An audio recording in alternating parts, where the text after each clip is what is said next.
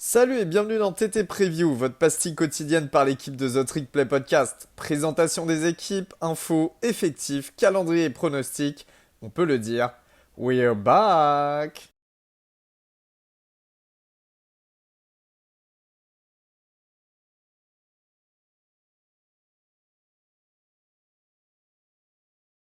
Et bonjour à tous, bienvenue pour une nouvelle preview de The Trick Play. Cette fois-ci, je suis de nouveau avec mon ami Augustin Gabel. Comment ça va, monsieur Augustin? Très bien, et toi? Ça va, je te remercie. Eh bien, aujourd'hui, on se dirige un petit peu vers le sud-sud-est du pays. On va en Ace ici, en SEC East. Et on va du côté de Knoxville, Tennessee, pour parler des Tennessee Volunteers. Alors, dans un premier temps, l'instant pub. Allez tous suivre Vols France sur Twitter, donc qui tient le compte de Tennessee en français. Voilà, il donne toutes les infos à chaque fois. N'hésitez pas, c'est un bon pote à nous. Euh, on va parler de la saison 2021 dans un premier temps. Monsieur Augustin, belle saison 2021 pour Tennessee, après toutes les galères qu'ils ont eues ces dernières années. Je pense que justement, on parlera de ces galères après dans la question que tout le monde se pose. Mais ouais, belle saison pour Tennessee avec un staff qui était tout nouveau. Josh Heupel, le nouvel head coach qui arrivait en provenance de UCF, qui a fait du très beau travail à UCF. Ça sort une fiche de 7 victoires pour 6 défaites, dont un 4-4 en sec. Grosso modo, des victoires face à Missouri, South Carolina et le 18e national de l'époque, Kentucky, avec à chaque fois beaucoup de points marqués, comme dans ces victoires que dans les défaites que je vais vous citer. Des défaites face à Pitt, Alabama, Georgia, Florida et Ole Miss. Donc autant vous dire que voilà, les adversaires, c'était pas n'importe qui non plus. Il y a rien, il y a vraiment pas de honte à perdre contre eux, surtout quand on voit par là où ils sont passés ces dernières années. Vous savez, notamment avec leur coach de l'époque, dont j'ai complètement oublié le nom, mais qui était dans le scandale, vous savez, des sacs, des liasses de billets dans les sacs McDo quand les recrues arrivaient, qui arrivaient pour faire des visites. Tout cela, ça leur permet d'aller en bowl. Un bowl qui perdront à Nashville, pas très loin de Knoxville, le Music City Bowl face à Purdue, 48-45 en overtime. C'était un très très beau match. Vous m'avez déjà entendu en parler dans la preview des Boilermakers. Bref, Tennessee, paradoxalement, a été une équipe fun l'an dernier. Et je pense que ça le sera encore en 2022, n'est-ce pas, Elio? Ça risque parce que finalement on reste un petit peu sur les mêmes bases. Donc il n'y a pas de changement principal au niveau du coaching, hein. Il y a juste Kelsey Pop qui passe receveur coach. Je tenais à dire son nom parce que apparemment il est vraiment très bon. Il a bien réussi à développer certains joueurs l'année dernière et là il a un rôle encore plus important. Et on va voir que le poste receveur va jouer énormément pour l'année qui arrive. Il y a le départ de 5 joueurs à la draft en revanche, plus quelques bien sûr undrafted free agents. Et notamment dans les gros joueurs, on a Alontae Taylor, drafté au deuxième tour par les Saints, le cornerback. Velus Jones, le receveur principal, et Kane Mays, le guard, qui était un gros élément sur la O-line, enfin le meilleur joueur de la O-line d'ailleurs. Au niveau des commits cette année, eh bien, c'est la 18e meilleure classe de commit sur le composite. Donc, ils ont 8 joueurs 4 étoiles, dont Addison Nichols, qui est le 6e intérieur au line du pays, et Taven Jackson, qui est le 13e meilleur quarterback. Plus, ils ont réussi à récupérer le cornerback numéro 2 de JUCO, le deuxième meilleur cornerback.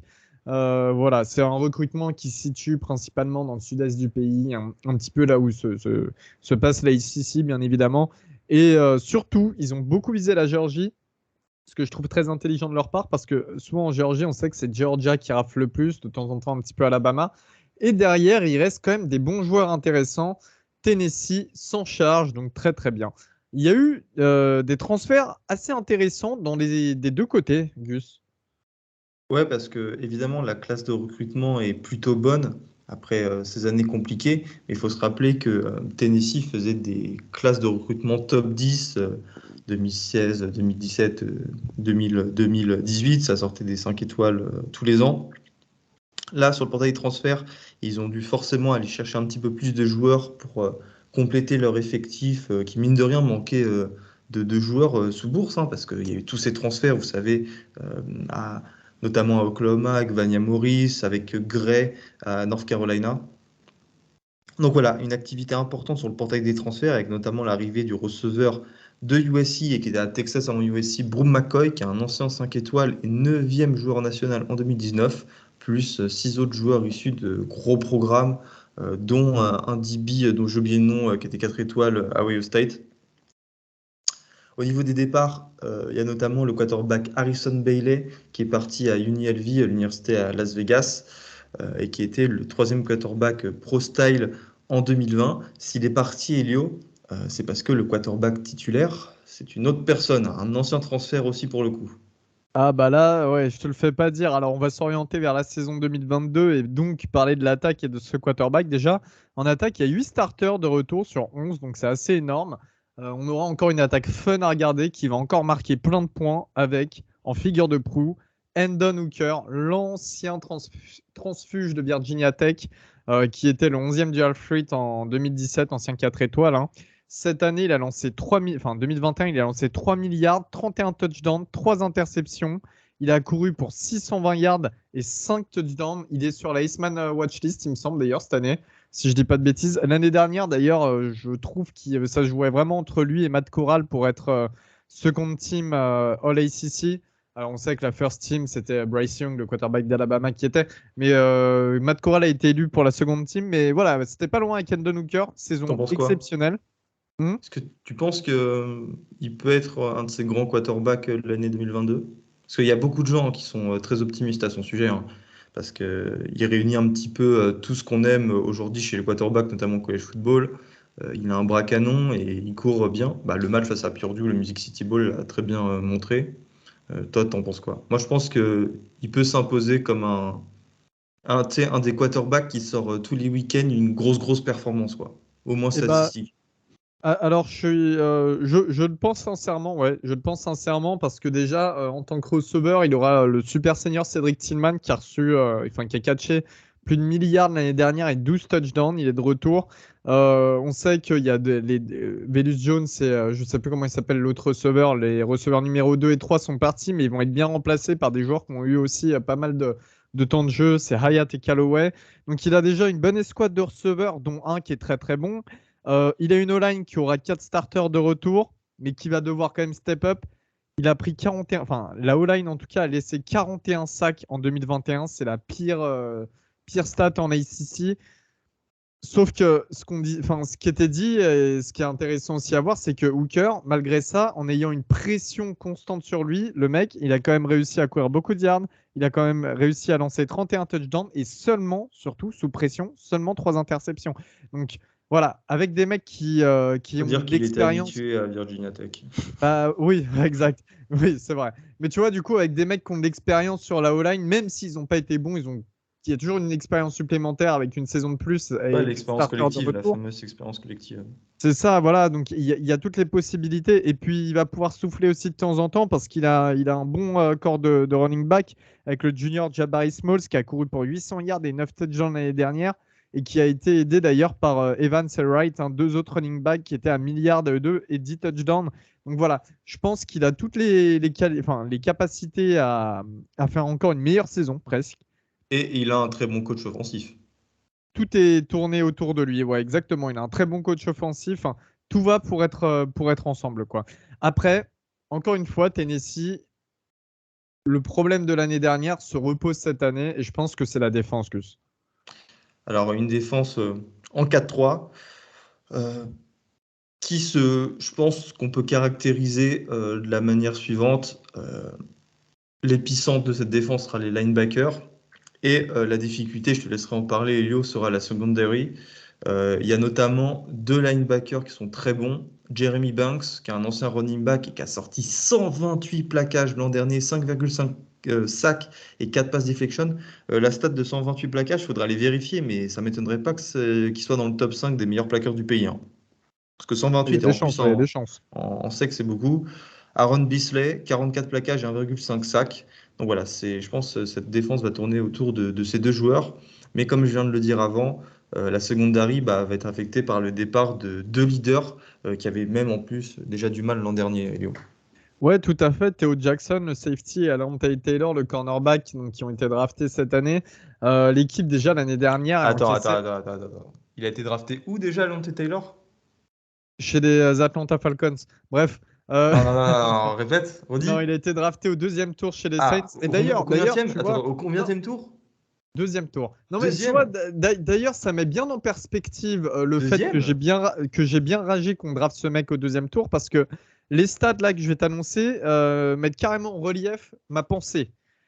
L'équipe de Tennessee, la défense l'année dernière, encaissait en moyenne 273 yards dans les airs. On parle dans les airs par match. C'était la pire stat en ACC et la 122e nationale. Mais Alonte Taylor, c'est pas grave, cornerback, deuxième tour, bref, chez les Saints. Il y a eu beaucoup de blessures avant le spring camp, donc peu de joueurs qui s'entraînent pendant le camp de printemps là, pour remplacer au poste cornerback. Donc c'est un petit peu difficile de se faire une idée. On sait juste que normalement, le deuxième cornerback de JUCO, D. Williams, devrait être le numéro 1 au poste cette année. Il va falloir qu'il prenne le rôle de leader, mais ils ont désespérément besoin de mecs qui step up ou je sais pas, ils ont besoin de mecs derrière. Et puis sur tout ce qui est sur la D-line aussi, il y a aussi la perte de Matthew Butler, pareil, parti à la draft, qui était le meilleur D-line. On a quand même un D-end senior qui est de retour, c'est Byron Young. Il a été auteur de 5,5 sacs plus une interception. Ce sera clairement le leader de la D-line, mais bon, ça s'annonce pas terrible quand même pour la défense de Tennessee cette année. On passe à la question. Bah ouais, évidemment, évidemment. Après des années de galère, Elio, des années de scandale, des années où les fans, excellents fans, hein, je précise, c'est l'une des meilleures fanbases du pays. C'est des fans qui se déplacent très facilement. Leur stade, le Neyland Stadium, fait 100 000 places. Il est quasiment toujours rempli. Donc, est-ce qu'après ces années de compliquées, une belle reconstruction du programme est-elle possible? Je vais commencer, je vais répondre par dire oui. La première année nous l'a montré. On était hyper pessimiste. Je m'en souviens avec Baptiste quand on avait noté chaque move. Tu étais là aussi, Léo. On avait noté chaque move de Ouais, coach. tout à fait. On avait dû mettre un C ou un D pour Josh Heupel parce qu'on ne comprenait pas trop, mais il nous l'a bien fermé. Il est vraiment fait en train d'amener une identité à Tennessee. Donc ça, c'est mon premier point. Une équipe qui est très bien coachée et qu'on n'attendait pas. Mais surtout, le deuxième point, c'est le recrutement. Là, on voit, et ça ne concerne pas l'année 2022, mais que sur la classe 2023, ils sont en train de faire une radia, ouais, notamment Septième meilleure classe actuellement. c'était meilleure classe actuellement, mais ça va. Je pense qu'elle ne sera pas dans le top 10, mais c'est déjà très très bien après tout ce qui s'est passé, avec notamment le quarterback Nico Yamaleava. Alors qu'on soit clair, si Tennessee va aussi bien marcher de ce côté-là, c'est parce que les boosters de Tennessee, donc les alumni qui ont beaucoup d'argent et qui financent un petit peu le programme et qui proposent des deals, des contrats aux joueurs qui viennent dans le programme, sont très riches. Et c'est pas du tout le genre de la maison de ne pas avoir la main facile sur les billets, en fait. Et en témoigne le contrat qui aurait été offert à Nico Yamaleava, un quarterback top 10 2023 pour qu'il commit à Knoxville. Donc voilà, moi, c'est les deux points qui me laissent penser que Tennessee a un avenir radieux. Et je rajouterai aussi, évidemment, que maintenant, il y a la fameuse limite des 25 joueurs sous scholarship à signer maximum, donc une limite maximale par an, qui a sauté. C'est-à-dire que le programme va pouvoir se reconstruire encore plus vite en allant sur le portail des transferts ou en réalisant des classes de, par exemple, plus de 30 recrues. Ouais, tout à fait. Je suis un peu de ton avis aussi, assez étonné par ce que fait Tennessee. C'est quand même assez exceptionnel. Euh, j'ai l'impression qu'il y a de la place pour eux à l'avenir. Déjà, comme tu l'as dit, il y a une fanbase qui est incroyable. Voilà, si tu as 200 000 places, c'est vraiment des die-hard fans euh, c'est vraiment des die-hard fans à Tennessee. Enfin voilà, même sur les réseaux, tu les vois partout. Enfin, c'est assez incroyable. Donc il y a clairement quelque chose à construire. Pareil, j'étais un petit peu dubitatif sur l'arrivée d'Apple. Et en fait, tu te rends compte que c'est le genre de coach qui avait moins de moyens dans un programme en dessous. Il était à UCF avant, Central Florida. Et une fois que tu lui donnes les moyens, le mec peut te faire un petit peu des tours de magie. Oui, Et ça parce qu'en fait, fonctionne. je pense qu'il est venu sans complexe. Ouais, ça fonctionne. Alors, on va le voir avec le calendrier cette année. Ça va être difficile de sortir une grosse saison. Mais pour les prochaines années, si le recrutement continue comme ça, pourquoi pas? Sachant qu'ils sont en SEC East. Et en SEC East, à part Georgia, c'est super ouvert, je trouve, tu vois. Bon, après, Encore en pour préciser, SeaQuest, tu peux avoir du ça mal à devrait grandir. changer avec l'arrivée d'Oklahoma et de Texas, hein. Ouais, évidemment, évidemment. Mais en tout cas, à l'heure actuelle où les choses sont figées, en SeaQuest, je comprends que c'est un petit peu plus compliqué à grandir. Mais la SeaQuest, il y a du potentiel, il y a de la place. On le voit d'ailleurs avec ce qui se passe à South Carolina également. Et j'ai envie que Tennessee soit sur cette vague. On va voir tout de suite le calendrier de la saison 2022, justement, avec un premier match face à Ball State. Donc, match tranquille. Ensuite, un déplacement à Pittsburgh, qui viennent de perdre leur quarterback, bien évidemment, Kenny Pickett, Jordan Addison, leur meilleur receveur, etc., etc. Donc un petit peu plus compliqué pour Pitt cette année normalement. Ensuite, ils reçoivent Akron et Florida coup sur coup, voilà. Et après, dans le calendrier, on a du gros, on a LSU, on a du Alabama, du Georgia, Kentucky, South Carolina. Voilà, UT Martin aussi qui est là au milieu. UT Martin, donc quarterback titulaire, est Augustin Gabel, bien évidemment. Alors, toi, tu mettrais quoi comme pronostic là-dessus? 8 victoires et 4 défaites. Je pense que ça va commencer avec un 4-0. Ball State, Pitt, Akron, Florida. Ça bat UT Martin, ça bat Kentucky parce qu'ils reçoivent Kentucky. J'aurais dit l'inverse si le match se déroulait chez les Wildcats. Ça battra Missouri et ça battra Vanderbilt. Donc voilà, en gros, je vois des défaites face à LSU, Alabama, Georgia et South Carolina à Columbia chez les Gamecocks. Moi, je suis sur du 7-5, donc il y a bien évidemment un ball à la fin. Et il démarre avec 4-0, hein. Les 4 premiers matchs, Ball State, Pitt, Akron et même Florida. Je pense que c'est gagnable et je les vois bien démarrer avec 4-0. Alors après, ça va se compliquer, hein. Tu as une bye week, puis déplacement LSU, toujours compliqué. Les Bama, Georgia, j'en parle pas. South Carolina, déplacement très compliqué. Mais comme tu l'as dit, voilà, tu as du Missouri, du Kentucky, c'est battable. Et puis après, Vanderbilt, UT Martin, enfin voilà, ça crée une saison encore avec un bowl.